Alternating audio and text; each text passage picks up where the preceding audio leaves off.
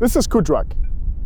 Kuujjuaq is a small village of around 3,000 people in northern Quebec, specifically Nunavik, which is the Inuit populated region of Quebec. It's considered to be one of Canada's northern capitals. And let me explain to you why this place came to be. But first, we gotta go way back.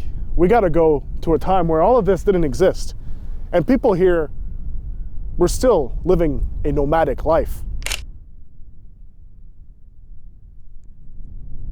Now, if you know a little bit about Canadian Indigenous history, you know that Inuit were nomadic, meaning that they did not have a set place where they lived, but instead they moved across their territory, mainly staying close to food sources.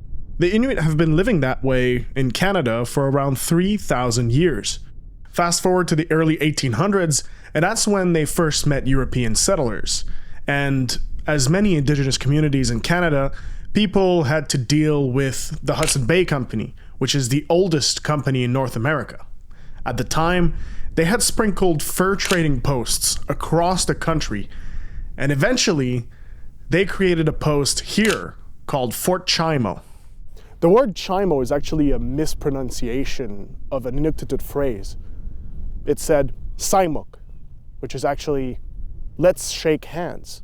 That first settlement was built in around 1830, and that lasted over 100 years, all the way up until a certain Austrian man in Europe started to, stir the pot over there. In 1941, the American Air Forces came here and they built this airport. And it was part of the Crimson Project. And that project was to build multiple airports throughout northern Canada and Greenland to basically do a transport route from the United States all the way to Europe to supply the war efforts.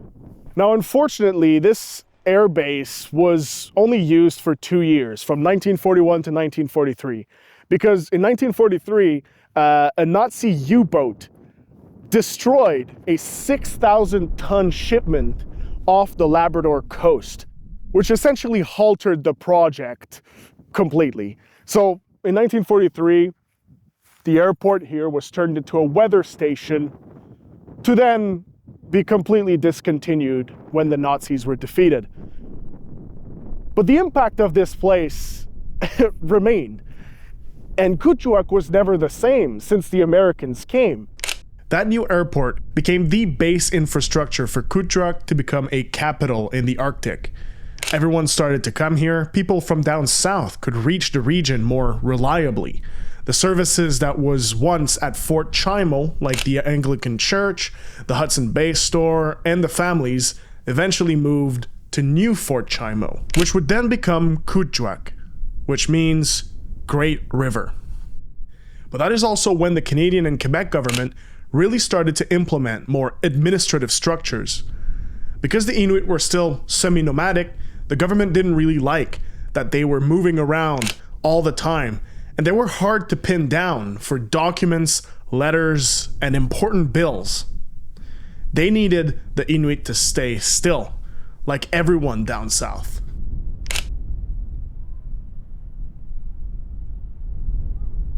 When it was still the nomadic days around here, Inuit would use dog teams, which basically gave them their freedom of movement, With the dog team, they could travel anywhere during the winter.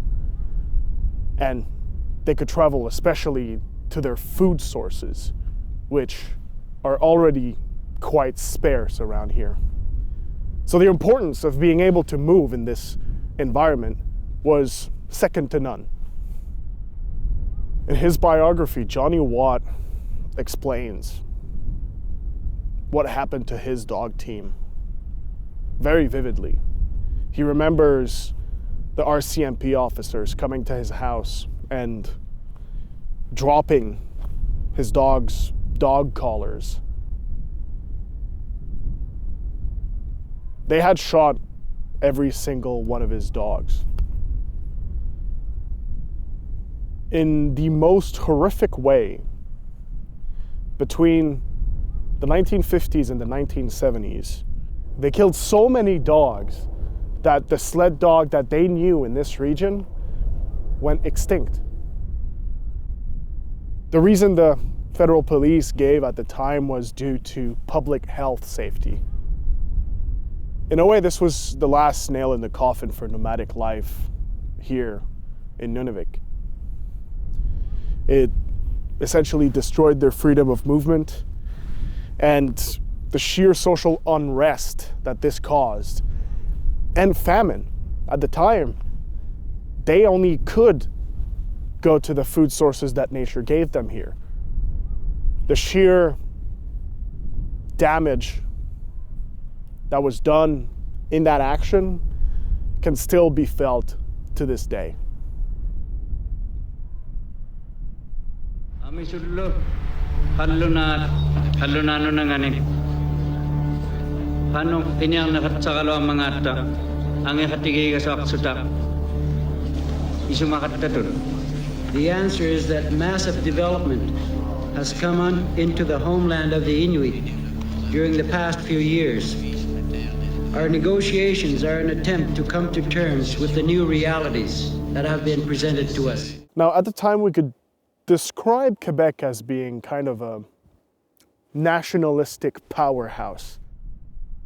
And one of their main objectives was actually to nationalize electricity. And that's where Hydro-Quebec was then created.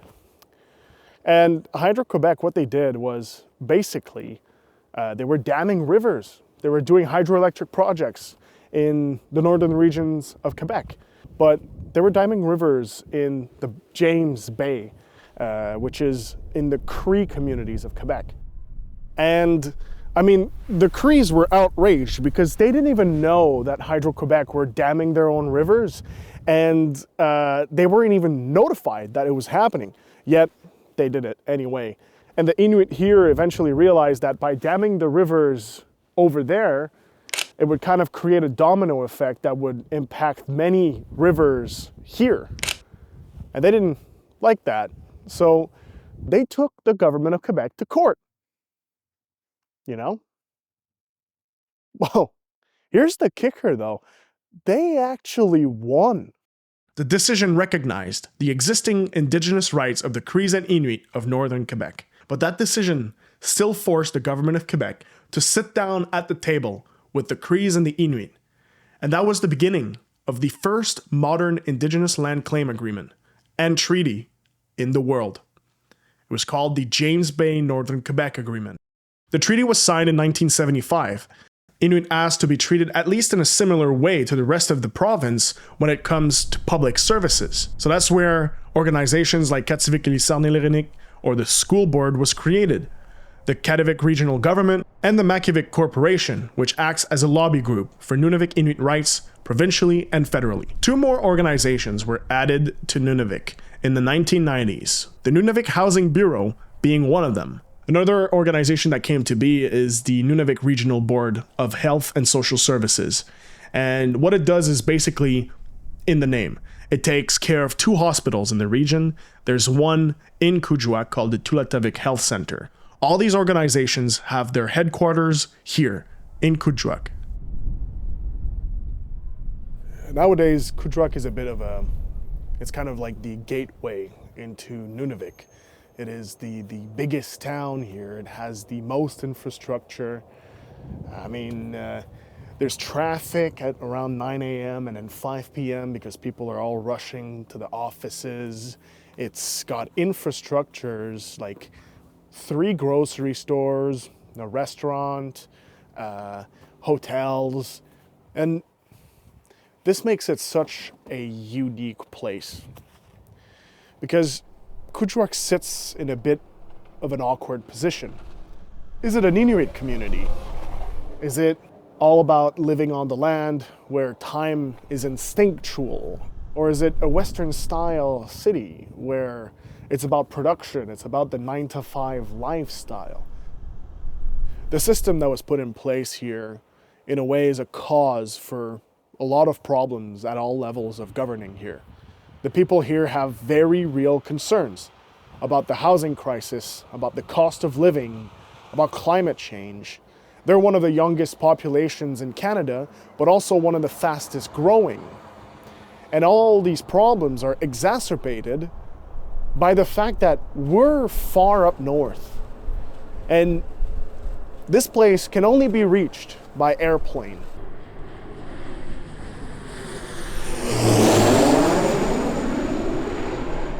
And at the center of it all, there's Kuujjuaq, this far up north capital where everything hinges upon this place and all the leaders that live here. Thank you for watching.